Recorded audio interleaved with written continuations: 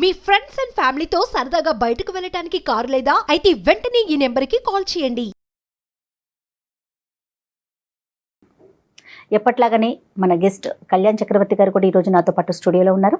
నమస్తే కళ్యాణ్ గారు. నమస్తే జయ గారు. నమస్తే కళ్యాణ్ గారు, విజయవాడ నుంచి ఒక మెయిల్ ఉందండి, నేను చూశాను. అమ్మాయి పేరు శాంతిప్రియ.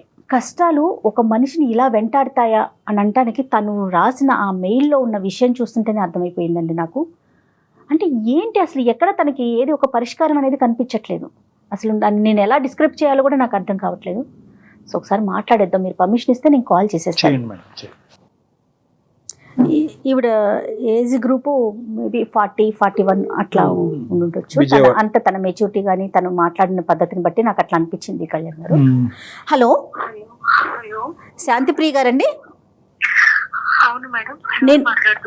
నేను జయానండి, అందమైన జీవితం ప్రోగ్రామ్ నుంచి మాట్లాడుతున్నాను, సుమన్ టీవీ నుండి. స్టూడియోలో డాక్టర్ కళ్యాణ్ చక్రవర్తి గారు కూడా ఉన్నారు, ఒక్కసారి మాట్లాడండి. నమస్కారం డాక్టర్ గారు. నమస్తే అమ్మా శాంతిప్రియ. నమస్తే అమ్మా. మాది విజయవాడ. నాకు మ్యారేజ్ అయి 18 years అయింది సార్. ఓకే. ఫస్ట్ మ్యారేజ్ అయి 18 years అయింది. First marriage. చాలా పెద్ద కుటుంబం, ఉమ్మడి కుటుంబంలోకి ఇచ్చారు నన్ను. భార్య భర్తలు అని అంటే అనురాగం, మమకారం ఇలాంటివి ఉంటాయి, కానీ నా జీవితంలో లేవు సార్. భార్య భర్తలు కలిసి ఉండడానికి ఒక సపరేట్ రూమ్ అనేది లేదు. మేమిద్దరం కలిసి ఈ 18 సంవత్సరాలలో ఒక్క సినిమా చూసింది కూడా లేదు సార్. అత్తగారింటి నుంచి సపోర్ట్ లేదు. తల్లి గారింటికి వెళ్ళి బాధ చెప్పుకుందామంటే అక్కడ వాళ్ళు కూడా నాకు శత్రువులు అయిపోయారు.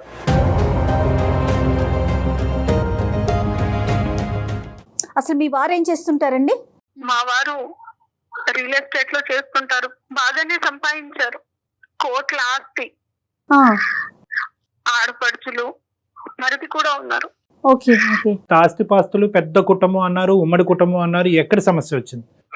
సమస్య ఎక్కడి నుంచి వచ్చిందంటే, నేను ఒక మంచి చీర కట్టుకొని మంచిగా రెడీ అయినా మా మరిది మా వారితో అనేవారు, చూడు ఎలా రెడీ అయింది, ఎవరి కోసం రెడీ అయింది అడుగు. ఆయనలో లేని అనుమానాన్ని రేకెత్తించడం. ఓకే. కలిసి మాట్లాడుకునే టైం ఉండదు మేడం. తన నుంచి సాయంత్రం వరకు చాకిరీ చేయడమే, వండి పెట్టడం. అంటే మాకంటూ ఒక ప్రైవసీ లేదు, ఒక రూమ్ లో కూర్చొని మాట్లాడుకునేది లేదు. 18 సంవత్సరాలలో నాకు 14వ సంవత్సరంలో నేను ప్రెగ్నెంట్ అయ్యాను మేడం. 14 సంవత్సరాలకి నేను ప్రెగ్నెంట్ అయితే నన్ను ఎలా చూసుకోవాలి మేడం ఆయన? 14 years ఆఫ్టర్ మ్యారేజ్ అంటే మనుషులా కూడా చూసేవాళ్ళు కాదు. ఆ ప్రెగ్నెన్సీలో నాకు షుగర్ కూడా అటాక్ అయింది. ఓకే. నన్ను తీసుకొని హాస్పిటల్ కి వెళ్లే వాళ్ళు కూడా కాదు. అంత పెద్ద ఉమ్మడి కుటుంబంలో నాకంటూ నా కష్టాన్ని చెప్పుకోవడానికి ఒక్కరంటే ఒక్కరు కూడా ఉండేవాళ్ళు. అంటే శాంతి గారు, అటువైపు నుంచి ఉన్న రీజన్స్ ఏమై ఉండొచ్చు? ఒక అన్నయ్య, ఒక అక్క, తమ్ముడు కూడా ఉన్నాడు. ఓకే. అన్నయ్యకు తన భార్య లోకం, తను ఏం చెబితే అది. ఓకే. నాకు సపోర్ట్ గా మా తమ్ముడు ఒక్కడు నిలబడ్డాడండి. నేను ఇంకో 2 రోజుల్లో బేబీకి డెలివరీ అన్నప్పుడు నాకు పని చేస్తూ ఉమ్మనీరు మొత్తం పోతుంటే ఇలా పొట్టనిలా పట్టుకుంటేనే హాస్పిటల్కి వెళ్ళాను మేడం.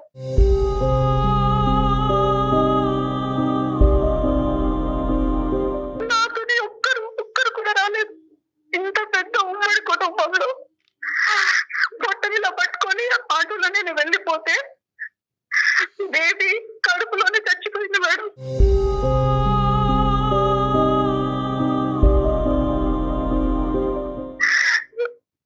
నాతో ఎవరు లేరు, కనీసం మా బిడ్డను కూడా చూసుకోలేదు నేను. ఆ బేబీ చనిపోయి పడితే నేను కోమాలోకి వెళ్ళిపోయాను. స్పృహలోకి వచ్చాక అడిగితే బేబీ కడుపులోనే చనిపోయింది అని అన్నారు. నా బిడ్డని నేను చివరి చూపు కూడా చూసుకొని దురదృష్టవంతుడు అన్న పిలుపుకు కూడా దూరం అయిపోయాను. నేను నా బిడ్డ కోసమైనా బ్రతుకుదాం అనుకున్నాను మేడం. నాకు ఆ అదృష్టం కూడా లేకుండా చేశాడా దేవుడు. అంటే డిలే అయిందమ్మా, అంటే డెలివరీ టైంకి అంటే మీరు హాస్పిటల్కి వెళ్ళటం వల్ల లేట్ అయ్యిందా? ఎవరు సపోర్ట్ లేరు అప్పుడు నీకు? ఎవ్వరు లేరు కొద్దిగా ఎవరైనా తొందరగా స్పందించి మీరు కొద్దిగా ముందుగానే హాస్పిటల్కి వెళ్ళి ఉంటే బిడ్డ బతుకుండేదా? అవునండి, బిడ్డ బ్రతికేది. ఆ ఉమ్మ నీరు మింగేసి బిడ్డ చనిపోయింది కడుపులో.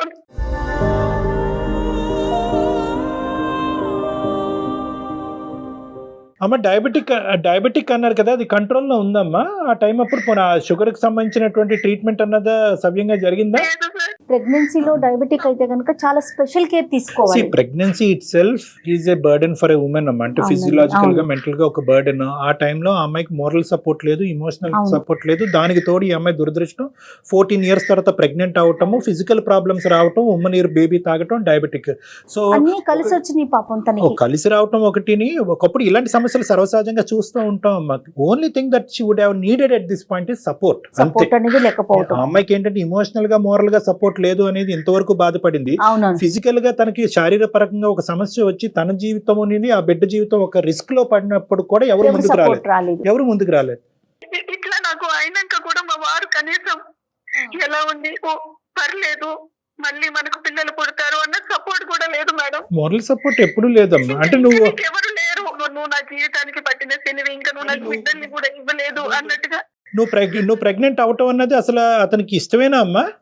అంటే 14 సంవత్సరాల తర్వాత నువ్వు ప్రెగ్నెన్సీ వచ్చింది, గర్భం దాల్చావని చెప్పి నీకు ఎంత ఆనందం ఉందో అందులో కొంతవరకైనా అతనికి లేదు సార్. లేదు. ఆయనకు ఎంతసేపు ఆయన బిజినెస్, ఆయన ఫ్యామిలీ, ఆయన చెల్లెళ్ళు, ఆయన తమ్ముడు, ఇదే ఆయనకు లోకం. సో ఇంట్లో ఒక పని చేయడానికి ఒక ఆడది అంతే. ఆ ఇంట్లో సో పని మనిషిగా చూస్తున్నారు, మీకంటూ ఒక స్వేచ్ఛ పెట్టడానికి. కానీ ఇంతకంటే విచిత్రం ఏంటంటేనమ్మా, ఒకటి శాంతి, ఓకే అత్తింటి వాళ్ళు ఇలా ప్రవర్తిస్తారని చాలా సందర్భాల్లో చూసాం. కానీ ఇప్పుడు 1 సంవత్సరం 2 సంవత్సరాల పాటు సర్దుకుపోవమ్మా, సమస్యలు సద్దుమనుగా అవుతాయి. అత్తింట్లో ఇలాంటి అలాగే చెప్పేవారండి. అమ్మగారు సర్దుకుపోమ్మా, సర్దుకుపోతే మా పరువు పోతుంది. నాన్నగారు అనేవారు, వెనక్కి వచ్చేసేయమ్మా, నేను నిన్ను చూసుకుంటాను, వెనక్కి వచ్చేసేయమ్మా అని. ఆయన మారకపోతాడా, నా ప్రేమను అర్థం చేసుకోలేకపోతాడా, ఆయనకు మారకపోతాడా అని ఇంకా నా వల్ల కాలేదు. నాన్నగారు కూడా మొత్తం మంచాన పట్టేసి నా మీద రందితో, బాధతో ఆయన మంచాన పడితే ఇంకా నేనుండి ఒక్కసారి చివరి చూపు కన్నా వెళ్ళేసి వస్తాను అని ఎంత బతిలాన్నా కూడా పంపించలేదండి.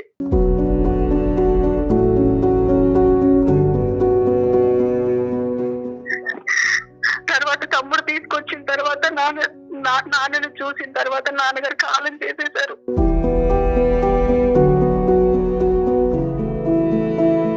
తమ్ముడు ఇంకా పంపించలేక, నీ ఆరోగ్యాన్ని నేను చూసుకుంటాను, నీకు నేను ట్రీట్మెంట్ ఇప్పిస్తానని సైకియాట్రిస్ట్ దగ్గర తీసుకెళ్లి ట్రీట్మెంట్ కూడా ఇప్పించారండి.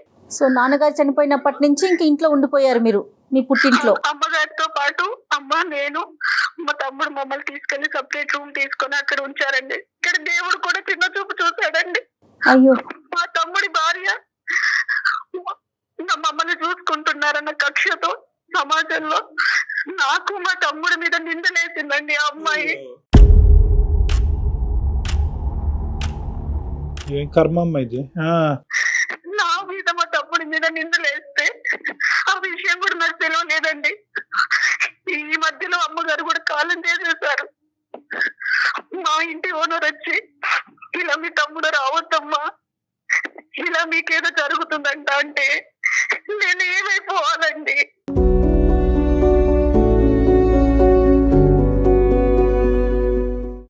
సొంత తమ్ముడండి, ఒక్క తల్లి కడుపున పుట్టిన పిల్లలం మేము. ఆమె స్వార్థానికి మా మీద నిందలేస్తే ఏమైపోవాలి?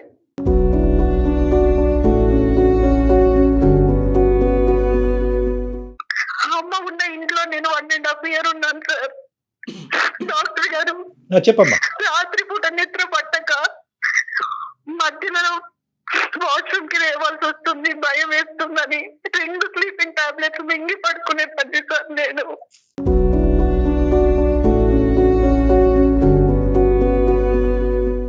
మరి తమ్ముడు ఇప్పుడు నీతోనే ఉన్నాడమ్మా? తమ్ముడు నీకు సపోర్టివ్ గానే ఉన్నాడా?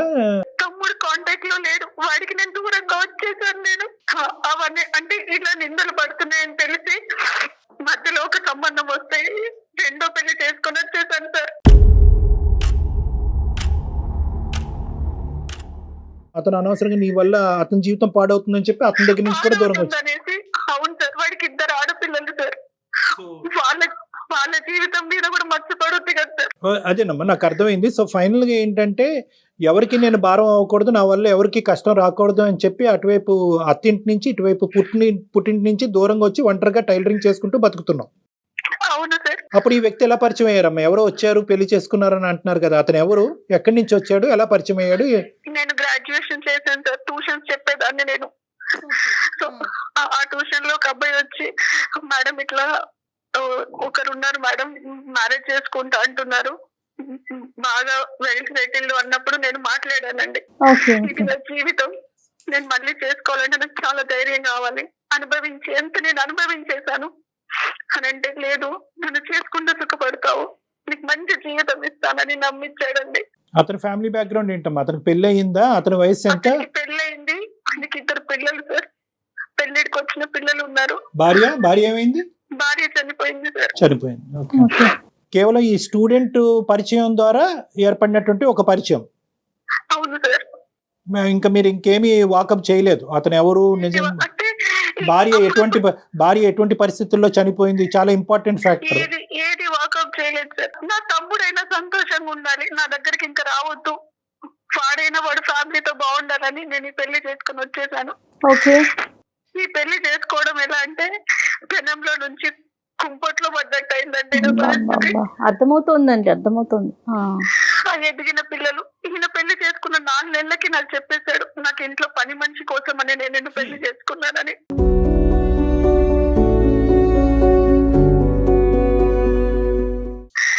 నా ఎదిగిన పిల్లలకు చూసి పెట్టడానికి, వంట చేసి పెట్టడానికి అన్నట్టుగా. అక్కడి పరిస్థితి కంటే ఇక్కడ ఇంకా దారుణం సార్. పంజరంలో చిలకలాగా ఇంకా దాన్ని మాటలతోని పొడవడం. ఒక్క నిమిషం శాంతి, నువ్వు ఇప్పుడు వరకు వేరే వాళ్ళు లేదంటే నీ దురదృష్టం వల్ల ఒక అడుగు, ఇప్పుడు నీ చేతులారా ఇంకో అడుగు వేసి ఇంకా భయానకమైనటువంటి పరిస్థితిలో నువ్వు తీసుకెళ్ళావు. డైవర్స్ అయిందమ్మా? ఫస్ట్ మ్యారేజ్ డైవర్స్ అయిందా? అయ్యింది సార్, ఫస్ట్ మ్యారేజ్ డైవర్స్ అయింది. ఇది ఇంకా నరక కూపం అండి. ఎదిగిన పిల్లలు ఉన్న వాళ్ళని పెళ్లి చేసుకోకూడదని అనిపించిందండి. ఆ పిల్లలు కూడా సూటిపోటి మాటలు అనడం, అక్కడే ఉండాలి, ఎవరితో మాట్లాడొద్దు, మాట్లాడితే ఆ రోజు ఇంకా నాకు ఒక విధమైన నరకాన్ని చూపిస్తారు. అమ్మా పెద్దల సమక్షంలో జరిగిందా? అతని వైపు ఎవరన్నా పెద్దవాళ్ళు అది ఉన్నారమ్మా? అమ్మ మీ హస్బెండ్ సైడ్? సెకండ్ లేదు సార్, గుళ్ళో జరిగింది. నా వైపు నుంచి నేను ఎవరిని పిలవలేదు సార్. అతని సైడ్ నుంచి అమ్మా? అతని సైడ్ నుంచి అతని పిల్లలు ఉంటాడండి. అంతే అంటే ఏదో తొందరలో కదమ్మా, ఏదో కారణం ఉంటది. ఎందుకు చేసుకున్నావు? తమ్ముడు అన్న తన ఫ్యామిలీతో బాగుంటాడు, 2 ఆడపిల్లల జీవితాలు బాగుంటాయని. ఇంకా ఎందుకంటే తమ్ముడికి ఇచ్చి చేసింది ఎవరినో కాదు సార్, మా అక్కయ్య కూతుర్ని సార్, మా అక్కయ్య కూతుర్ని.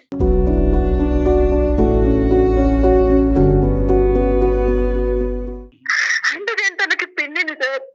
ఆ అమ్మాయి మా మీద అలా నిందలేసింది, ఇంకెవరున్నారని అనుకోవాలి సార్. కాదమ్మా, ఒక నిందలేసే మనస్తత్వం ఉండేటటువంటి వాళ్ళు ఇప్పుడు నువ్వు పెళ్లి చేసుకున్న తర్వాత కూడా నిందలేస్తారు. చుట్టుపక్కల వాళ్ళు కూడా నమ్మారు కదా సార్. డైరెక్ట్ మా ఓనర్ వచ్చి, అమ్మాయి నీ తమ్ముడు మీ ఇంటికి రావద్దు, మీ మధ్యలో ఏదో ఉందంట అంటే చచ్చిపోవాలనిపించింది సార్.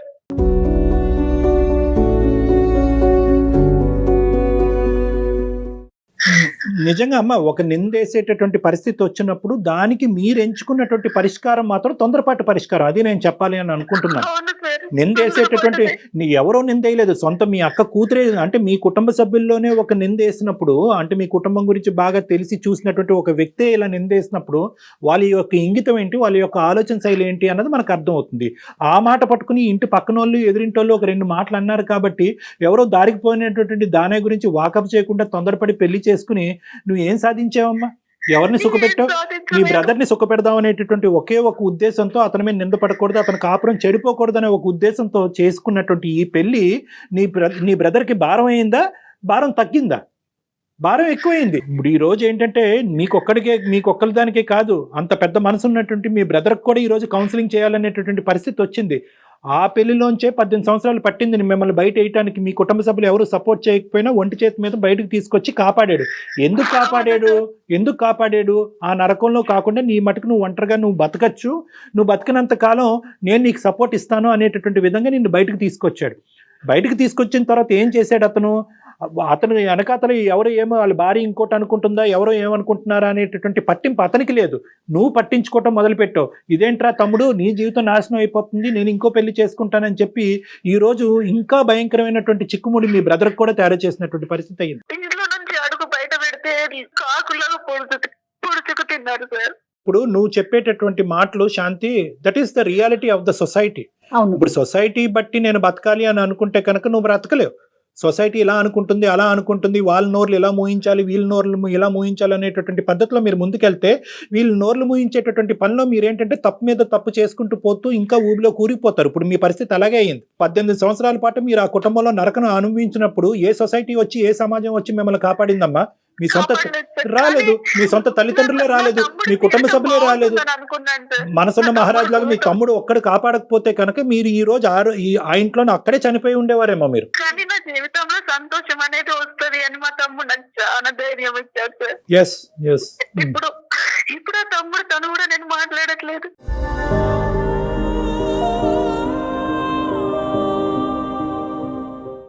వాడు ఎక్కడ ఉన్నాడో కూడా తెలియదు. ఆ సపోర్ట్ కూడా పోగొట్టుకుంది అమ్మాయి. బాధపడాలా, కోప్పడాలా, ఏంటో మాట్లాడలేదు. బహుశా మీరు శాంతి గారు ఫస్ట్ ఇష్యూ అయిపోయిన తర్వాత ఎప్పుడైతే మీ బ్రదర్ మీకు సపోర్ట్ చేశారో అప్పుడు మంచి నిర్ణయం, ఒక స్ట్రాంగ్ గా డెసిషన్ తీసుకొని పోని ఆ నిర్ణయాన్ని మీ తమ్ముడితో డిస్కస్ చేసి ముందుకెళ్ళినట్లయితే ఈ రోజు అతని సపోర్ట్ ఉండేదేమోనండి. అవును సార్, అవును మేడం. గతం గత జరిగింది జరిగిపోయింది. తమ్ముడి జీవితాన్ని కాపాడాలని అనుకుని తమ్ముడినే పోగొట్టుకున్నారు మీరు, తమ్ముడినే దూరం చేసుకున్నారు. ఇంతకంటే వాడు కూడా అమ్మాయితో విడాకులు తీసుకున్నాడంట.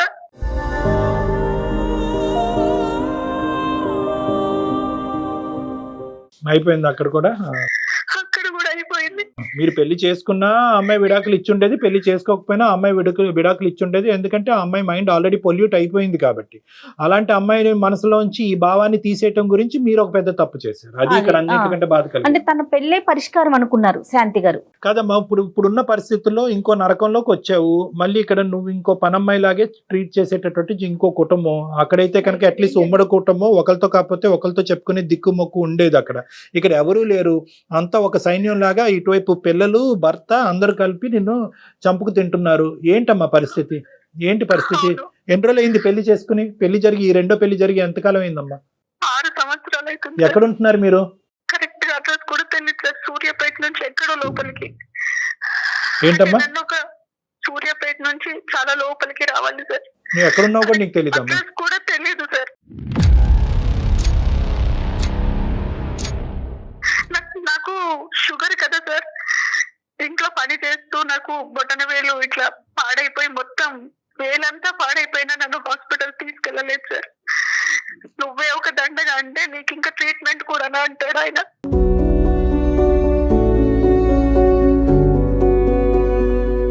ఆ పాత నరకం 18 సంవత్సరాలు, ఇప్పుడు ఈ నరకం యొక్క డ్యూరేషన్ 6 years. 6 years. అవునండి. ఎందుకున్నావమ్మా అక్కడ?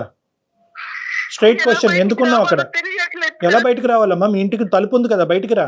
వాళ్ళు బయటికి వెళ్ళినా లాక్ చేసుకొని వెళ్ళిపోతారు. మా ఇంట్లో కనీసం పని మనిషి కూడా రాదండి.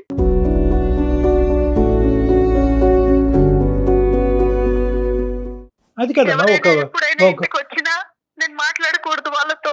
ఇప్పుడు అర్థమైంది కదా ఆ ఇంట్లో ఇంకో స్త్రీ ఎలా చనిపోయింది అన్నది.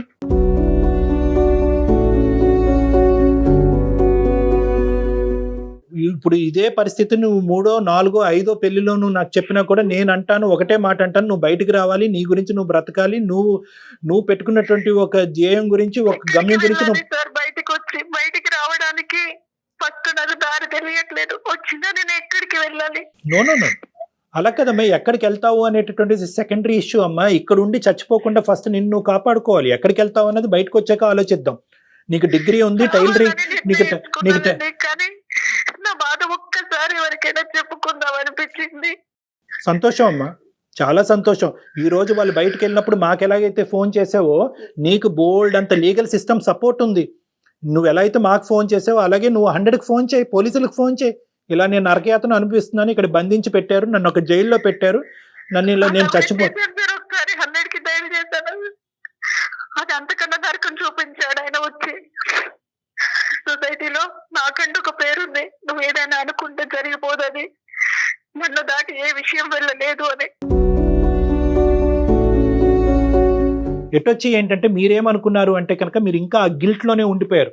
అరే తొందరపడి పెళ్లి చేసుకున్నాను, రెండో పెళ్లి, మొదటి పెళ్లిలో బ్రదర్ వచ్చి కాపాడాడు, ఈ పెళ్లిలోంచి కూడా ఇంకోళ్ళు ఎవరో వచ్చి కాపాడతారని మీరు వెయిట్ చేస్తున్నారేమో, ఎవరు రారు. ఇది మీకు మీరుగా తీసుకోవాల్సినటువంటి నిర్ణయం. మీరు గట్టిగా అనుకుంటే కనుక ఎల్లకాలం అలా బందికానాలాగా వాళ్ళు ఉంచేటటువంటి అవకాశం లేదు. మీరు ఒక అవకాశం చూసుకుని స్ట్రైట్ అవే బయటకు రండి. ఫస్ట్ ఆఫ్ ఆల్ ఏంటంటేనమ్మా, మీరు ఎక్కడ ఏ తలుపు ఏ డోర్ నాక్ చేసి హెల్ప్ తీసుకోవాలనేటువంటి ఫస్ట్ మీకు అర్థం అవ్వాలి. ఇంకా ప్రపంచం అంత గుడ్డిబారిపోలేదమ్మా.